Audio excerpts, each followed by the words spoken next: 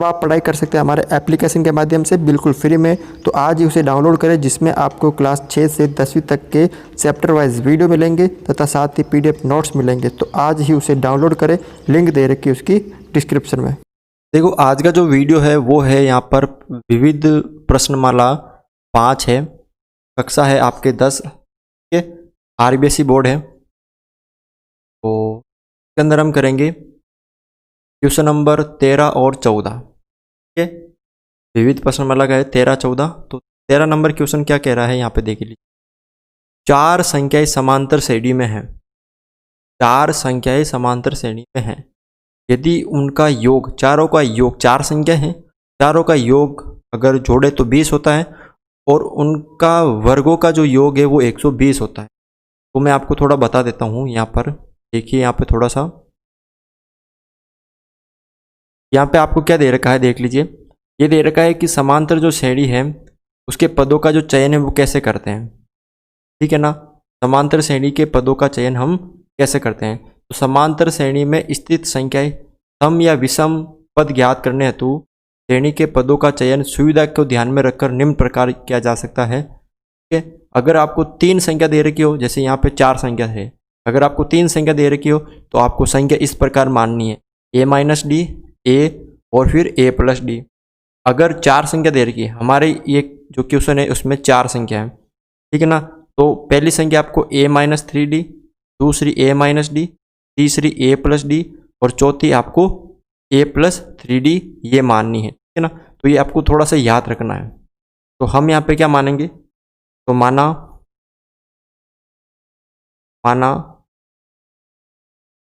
प्रथम संख्या क्या मानेंगे, ये a+3d, a-3d। ठीक है, उसी तरह दूसरी संख्या क्या मानेंगे हम, a-d। उसके बाद तीसरी मानेंगे हम a+d और चौथी क्या मानेंगे हम, चौथी संख्या मानेंगे हम a+3d। तो ये थोड़ा सा आपको याद रखना होगा। ठीक है ना, ये है जो आपको थोड़ा सा याद रखना होगा। ठीक है ना, तो यहाँ पर इसको थोड़ा सा हम बता देते हैं। तो आपको इस तरह की ये संख्या माननी होगी। ठीक है ना, जैसे हमने यहाँ पे अभी किया था। पहली संख्या होगी यहाँ पे a-3d, दूसरी a-d, तीसरी a+d, चौथी a+3d। तो यहाँ पे प्रश्नानुसार, अब प्रश्नानुसार क्या है कि उन सब का योग 20 है। उन सब का योग क्या है, 20 है। तो देखो a-3d फिर प्लस, a-d फिर प्लस, a+d फिर प्लस, a+3d, इन सब का योग 20 है। देखो यहाँ पर ये d माइनस का, ये d प्लस का आपस में कट गया, ये 3d प्लस का और ये 3d माइनस का आपस में कट गया। तो 1a, 2a, 3a और 4a, 4a किसके हैं यहाँ पर, प्लस के, तो जुड़ गए आपस में। तो हम यहाँ से किसका मान प्राप्त कर लेंगे, a का। तो 4 इधर गुणा में उधर गया तो भाग में, तो a बराबर कितना प्राप्त हो गया यहाँ पे, 5। कितना प्राप्त हो गया आपको यहाँ पे, 5। a का मान आपको 5 प्राप्त हो गया। अब अगली शर्त क्या है, उनके वर्गों का योग क्या है यहाँ पर, 120 है। तो पहली संख्या है a-3d, इसका हम वर्ग करेंगे, वर्ग उसका प्लस फिर प्लस, फिर अगली a-d उसका वर्ग, फिर ये प्लस में, फिर a+d का वर्ग फिर प्लस, और अगली संख्या a+3d इसका वर्ग, और इन सब का वर्गों का योग कितना है, 120। इन सब का वर्ग करके इनका योग करते हैं तो कितना प्राप्त होता है हमें, 120 प्राप्त होता है। तो देखो अब यहाँ पे कौन सा सूत्र लगेगा आपके, यहाँ पे इन सब में, यहाँ पे a+b का होल स्क्वायर, तो a² plus 2ab plus b², एक तो ये लगेगा, और एक सूत्र लगेगा आपके a-b का होल स्क्वायर वाला, यानी a² minus 2ab plus b²। ये दो सूत्र यहाँ पे काम में आएंगे। तो देखो सबसे पहले ये ए माइनस 3d, तो ए माइनस बी का होल स्क्वायर, तो a square minus 2a into b plus b square,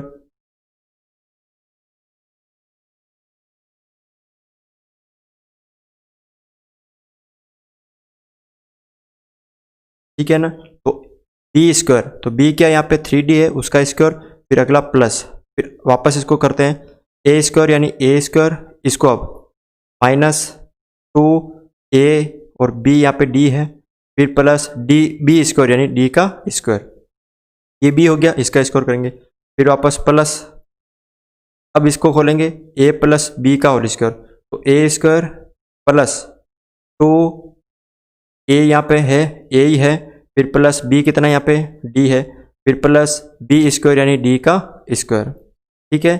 और आगे देखो वापस, अब इसको करते हैं सरल, तो यहाँ पे थोड़ा सा इसको, अब यहाँ पे देखो आप, ये तीसरा है, ठीक है ना, इसको करते हैं, क्या होगा ए स्क्वायर प्लस 2a यहाँ पे a ही है, फिर b यहाँ पे 3d है, फिर plus b square, a square plus 2ab plus b square, b यहाँ पे 3d है उसका स्क्वायर बराबर 120। अब इसको सरल करते हैं, देखो यहाँ पे ए स्क्वायर माइनस 2×6 AD, फिर प्लस 3 का स्क्वायर 9 और d का d स्क्वायर, फिर प्लस ए स्क्वायर माइनस 2AD, फिर प्लस d स्क्वायर, फिर प्लस ए स्क्वायर, फिर प्लस 2AD, कितना हो जाएगा 2AD, फिर d स्क्वायर, फिर प्लस ए स्क्वायर प्लस 2×6AD, फिर प्लस 3 का हो गया 9, उसके बाद d स्क्वायर बराबर 120। अब यहाँ पे देखो आप तो ध्यान से देखना, ये 6AD माइनस के हैं, 6AD क्या प्लस के यहाँ पे, ये देखो ये माइनस के कट गया आपस में, ये प्लस है, ये आप दोनों आपस में कट गए।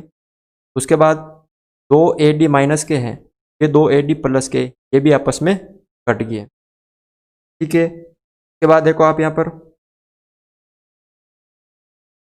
और कुछ कट रहे हैं आपस में, देख लीजिए आप यहाँ पर, ए स्क्वायर एक बार है, उसके बाद ये 2 बार है, 1 2 3, ये डी स्क्वायर है, ये क्या है यहाँ पे,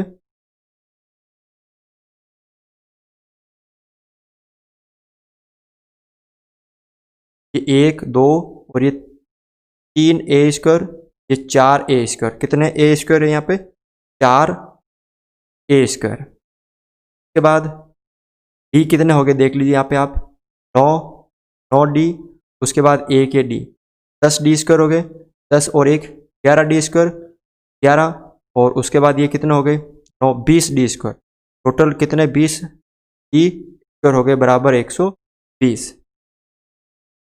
अब इसको आगे सरल करते हैं, देखो दोनों में से 4 कॉमन ले लेते हैं, ए स्क्वायर प्लस 20 में 4 का भाग 5 बार, ये डी स्क्वायर बराबर 120, 4 इधर गुणा में इधर भाग में आ जाएंगे, तो a square plus 5d square बराबर 120/4, ठीक है ना। तो a square plus 5d square बराबर कितने बार गया ये 30 बार, ठीक है।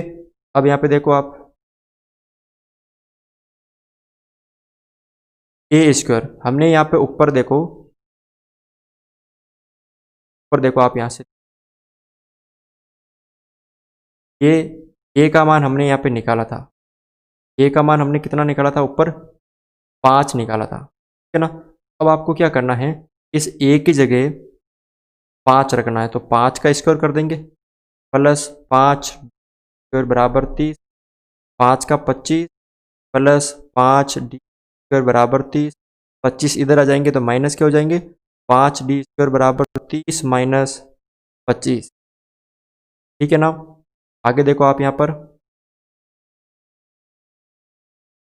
5d स्क्वायर, 30 में से 25 गए 5, 5 इधर गुणा में उधर भाग में आ जाएंगे, तो d स्क्वायर बराबर 5/5, डी स्क्वायर बराबर 1।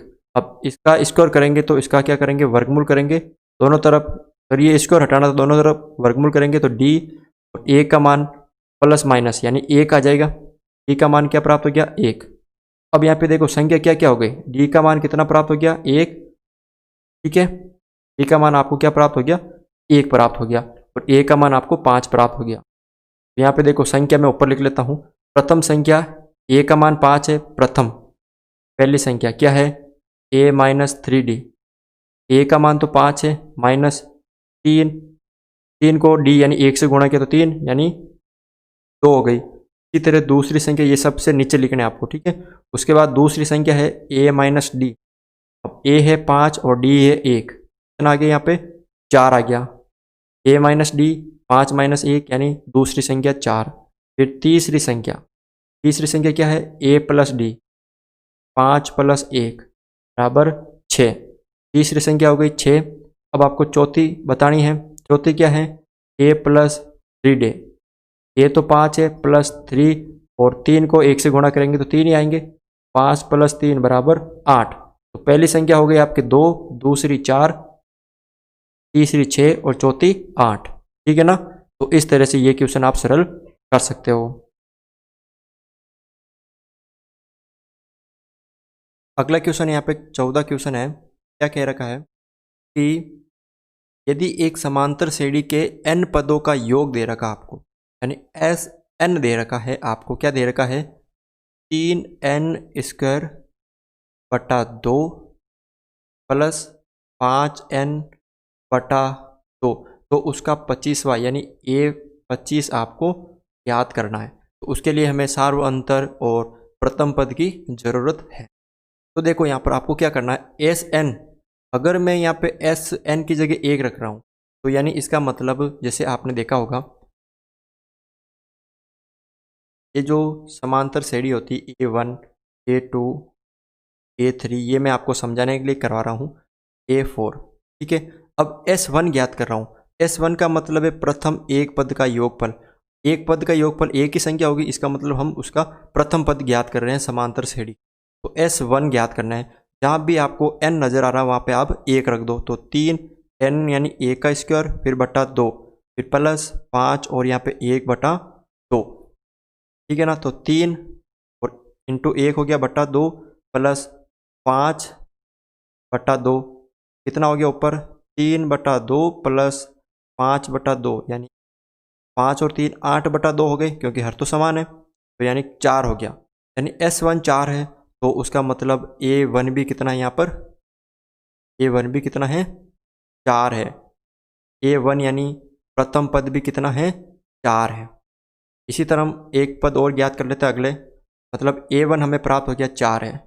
ठीक है, अब S2 ज्ञात करेंगे हम। क्या करेंगे, S2 ज्ञात करेंगे। S2 देखो यहाँ से S2 का मतलब क्या है, n की जगह आपको 2 रखना है और लगातार, मतलब पहला और दूसरा इन दोनों पद, S का मतलब योगफल होगा ना, S मतलब समांतर श्रेणी में S का मतलब योगफल होगा। अब S2 है यानी समांतर श्रेणी के प्रथम 2 पदों का योगफल, पहले और दूसरे का योगफल। योगफल क्या आएगा, देखो यहाँ पर 3n की जगह 2 का स्क्वायर बटा 2 प्लस 5 इंटू n की जगह 2 बटा 2। ठीक है, आगे इसको सरल करते हैं। यहाँ पे देखो 3 और 2 का स्क्वायर कितना होता है, 4 बटा 2, 2 से काट दिया इसको 2 बार, प्लस 2 से 2 कट गया, क्या बचा 5, 3 दूनी 6 प्लस 5 कितना आ गया यहाँ पे 11। यानी A1 और A2, A1 या 11 क्या है यहाँ पे, A1 प्लस A2 इन दोनों का योग 11 है, जिसमें से हमने क्या पता कर लिया, A1 4 है, A1 4 है, तो A2 कितना हो जाएगा, यानी 11 में से हम 4 माइनस कर लेंगे तो क्या प्राप्त हो जाएगा, हमें A2 प्राप्त हो जाएगा। या हम ये कह सकते हैं कि हमें A2 प्राप्त करना है, A2 प्राप्त करना है। A2 कैसे करेंगे कि इन दोनों पदों के योग में से, दोनों पदों के योग में से अगर पहला पद जो है वो माइनस कर देंगे तो यहाँ पे कितना आ जाएगा, देखो यहाँ पे S2 कितना हुआ 11, उसमें से कितना माइनस करना हमें, पहला पद 4, कितना आ जाएगा यहाँ पे 7 आ जाएगा। ठीक है ना।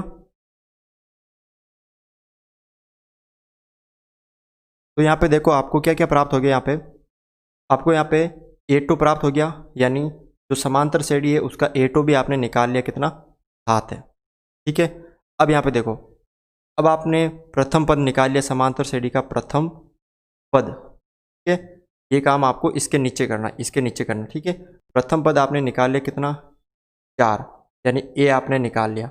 और D सार अंतर क्या होगा कि 7 में से 4 माइनस करोगे तो कितना आ जाएगा 3, ये भी आपने निकाल लिया। अब आपको क्या करना है, A25 का ज्ञात करना। तो क्या सूत्र है, A1 A plus n minus 1 into d. A की जगह आपको प्रथम पद प्लस n आपको 25 निकालना है, 25 माइनस 1 यानी A25वां पद निकालना क्या होगा, इंटू डी आपने निकाल लिया 3। 4 प्लस 25 में से 1 माइनस करो तो 24 टू 3। ठीक है, यहाँ पे आगे देखो 4 प्लस ये कितना हो जाएगा यहाँ पे 12 1 72, 72 और 4 कितना होते हैं यहाँ पे 73। तो A25वां जो पद है वो कितना होगा आपके यहाँ पर 73 होगा। ठीक है, तो आज के वीडियो में बस इतना ही था। अगर आपको वीडियो अच्छा लगा तो इस वीडियो को लाइक ज़रूर करें, चैनल पर नए हो चैनल को सब्सक्राइब ज़रूर करें।